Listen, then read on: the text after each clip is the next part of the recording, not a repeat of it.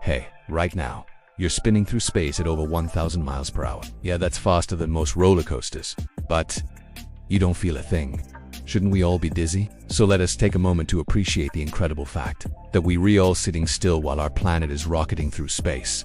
Now I know what you're thinking. I'm moving, my stuff is moving, everything's moving. So what's the big deal? Well, here's the deal. Everything on Earth moves together. The Earth rotates once every 24 hours. That means at the equator, you're moving about 1,670 kilometers per hour or 1,040 miles per hour. To put that into perspective, if you were to drive at that speed for 1 hour, you'd cover a distance equal to more than 4 American football fields. And at any given moment, there are billions of people, animals, buildings, and objects that are moving at exactly that speed.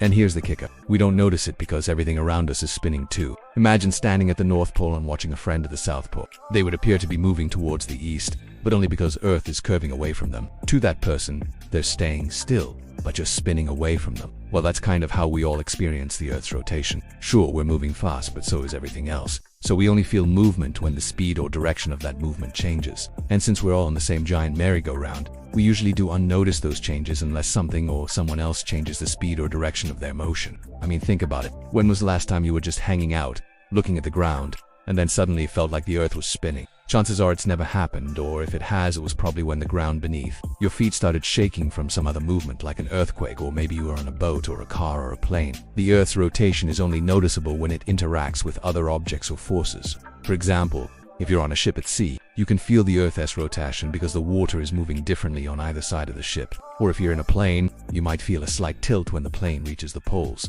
because Earth's rotational speed is fastest at the equator and slows down as you approach the poles. At the poles, the rotational speed is 0. This is why astronauts in the International Space Station, which orbits around the Earth, use centrifugal force to simulate gravity. Otherwise, they'd just fly away from the Earth due to inertia. In fact, they have to work hard to keep their butts in their seats. You see, we're used to feeling changes in speed and direction, not constant motion. You get in a car, the engine starts. You feel the car move forward. You step on a plane, the engines hum. The jet accelerates down the runway. You feel pushed back into your seat until you reach cruising altitude and speed. You're not paying attention anymore because the motion is steady. Same with Earth's, it's spinning at a constant speed and no bumps, no shakes. You might think that air travel makes it easier to feel the Earth's rotation because planes move much faster than we do on the ground. But the truth is that air travel makes it harder to feel the Earth's rotation. Here's why. Let's say you're flying from New York to London. As the plane flies over the Atlantic Ocean, you're spinning with Earth at roughly 900 miles per hour. If you stood up and looked out the window, you wouldn't feel the Earth spinning. You'd see the clouds rushing past, but you wouldn't feel a thing. That's because the air around you is also moving at 900 miles per hour. You're in a sort of bubble where the Earth's rotation isn't making any difference to your speed or direction. In fact, you wouldn't even know that you were spinning if you weren't keeping track of the time or didn't have a phone with GPS to tell you where you were. To feel the Earth's rotation, you need to change your speed or direction relative to the surface of the Earth, and air travel doesn't really allow for that. On the other hand, when you're on the ground, you're constantly interacting with the Earth's surface, so you can feel the changes in speed and direction caused by its rotation. If you've ever been on a Ferris wheel, you know exactly what I'm talking about. When you're in the middle of the wheel, everything is steady. But as the wheel slows down or speeds up or changes direction, you feel it. That's because the wheel is changing your speed and direction relative to the ground, but you're not actually moving relative to the wheel itself. It's the same with Earth. We're in the middle of a giant Ferris wheel, but instead of being made of metal and glass, it's made of rock and dirt and water. Since we're in the middle of this wheel, we don't feel it spinning. We feel the changes in speed and direction as the wheel slows down or speeds up or changes direction. So when we're on a boat or a plane, we can feel the Earth's rotation, because the water or the air is moving differently on either side of us. But when we're on the ground, we don't feel it because the ground beneath our feet is spinning with us. So the next time you're cruising along in your car, take a moment to appreciate the fact that you're really spinning through space at almost 1,000 miles per hour. It's just that you're in a bubble. Everything around you is also spinning at the same speed. So you only feel movement when it changes speed or direction. Okay, so we're moving, but are we flying away? I mean, if the Earth is spinning, shouldn't we be flying off into space? Well, let me introduce you to a new friend. This is Stanley, the stuck astronaut. Say hi to Stanley. And Stanley has a problem. He's stuck on the Earth, but he really wants to go to space, so he starts building a rocket ship. He straps himself in, lights the engines, and blasts off. At first he feels heavier than usual, but after a few seconds he feels weightless. Why? Because the Earth's gravity isn't strong enough to pull him back down. Stanley is in orbit around the Earth, but as time goes on, he starts to drift away from the Earth.